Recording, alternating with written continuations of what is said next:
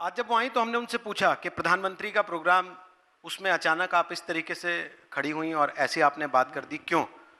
जय श्री राम के नारे से चिढ़ी क्यों? तो उनका कहना था कि मैं जय श्री राम के नारे से नहीं चिढ़ी थी, मैं भी जय सिया राम बोलती हूँ, लेकिन वहां एक राजनेता के नाम के नारे लग रहे थे, मेरा गुस्सा उससे था। बीजेपी ने उसको ये कह के प्रचारित कर दिया कि जय श्री राम के नारे से ममता शायद चिढ़ती है। ममता दी के अलावा किसी ने नहीं सुना। आपकी चैनल ने भी यही कहा कि जय श्री राम के नारे से चिढ़ी है। हो सकता है हम गलत बोले, आप तो न्यूट्रल चैनल माने जाते हो। माने क्यों जाते हैं, है नहीं क्या? मैं क्यों इतना अभी सर्टिफिकेट देने में देरी है, मगर माने तो जाते ही हो। जब मांगते नहीं है तब तो देते हैं सर्टिफिकेट, जब मांग रहे हैं तब आप अवॉइड कर रहे हैं।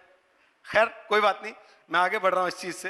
प्रधानमंत्री मोदी को लेकर पूरी बीजेपी का ये आरोप लगाया जाता रहा बंगाल की सरकार पर कि ममता बनर्जी किसान निधि का पैसा जैसे सरकार केंद्र की देना चाहती है, ये पहुंचने नहीं देना चाहती।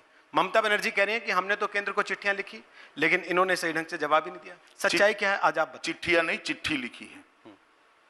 पहले मैं थोड़ा सुधार कर दूं, वो भी 15 दिन पहले। अब इसकी जो पद्धति है बंगाल के किसानों ने समझनी चाहिए। ये जो पैसा होता है इसमें कोई बिचौलिया नहीं होता है, भारत सरकार सीधा किसान के अकाउंट में डालती है। इसके लिए किसान का सर्टिफाइड सूची चाहिए राज्य की ओर से, इसके सामने उसका बैंक अकाउंट का नंबर चाहिए। ममता दीदी को पूछिए कितने बैंक अकाउंट नंबर भेजे हैं आपने। सिर्फ फेस सेविंग के लिए चिट्ठी भेज दी, और क्यों इतनी देरी हुई? सहमति के लिए भी क्यों इतनी देरी हुई? अभी तो कंप्लायंस पूरा तो है ही नहीं। मगर मैं आपके कार्यक्रम के माध्यम से बंगाल के किसानों को बता रहा हूं, आप जरा भी चिंता न करिए। अभी अभी मोदी जी ने कहा है जो 12,000 रुपया किसानों का चला गया ममता बनर्जी के विंडिक्टिव अप्रोच के कारण, वो 12,000 रुपया भी हमारी सरकार बनने के बाद हम यहाँ के किसान को लौटाएंगे, देंगे, और नया 6,000 रुपया भी देंगे।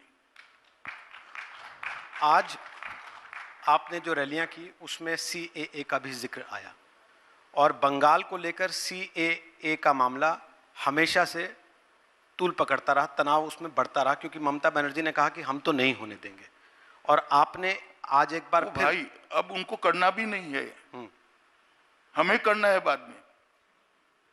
अप्रैल के बाद उनको नहीं करना है। आप मेरी बात समझ रहे हो ना? मैं समझ रहा हूं। सरकार बदल जाएगी, अब उनको कहां करना है। असदुद्दीन ओवैसी कह रहे हैं करने की कोशिश कीजिए, हम फिर आंदोलन करेंगे।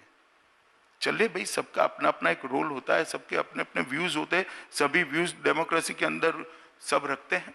लेकिन कितने आंदोलन झेलेगा देश? पहले 3-4 महीने CAA का आंदोलन चलता रहा, किसानों का अभी चल ही रहा है, ये फिर से कह रहे हैं आप दोबारा बात कीजिए, हम फिर आंदोलन पे बैठ जाएंगे। देखिए, देश की पार्लियामेंट ने बनाया हुआ कानून है और इसका इम्प्लीमेंटेशन होना है, और शरणार्थियों को नागरिकता मिलनी है। ममता बनर्जी का यह भी आरोप है कि असदुद्दीन ओवैसी असल में बंगाल आ नहीं रहे हैं, आप ला रहे हैं उनको। पहले भी कहा जाता रहा कि बीजेपी उनके हेलीकॉप्टर में तेल डलवाती है। ऐसा कोई नहीं मानेगा, ओवैसी हमारे कहने से आएंगे। आप नहीं मानते, बाकी लोग नहीं मानते हो शायद, लेकिन आप जिनके खिलाफ चुनाव लड़ रहे हैं वो तो लगातार कह रही हैं ये बात।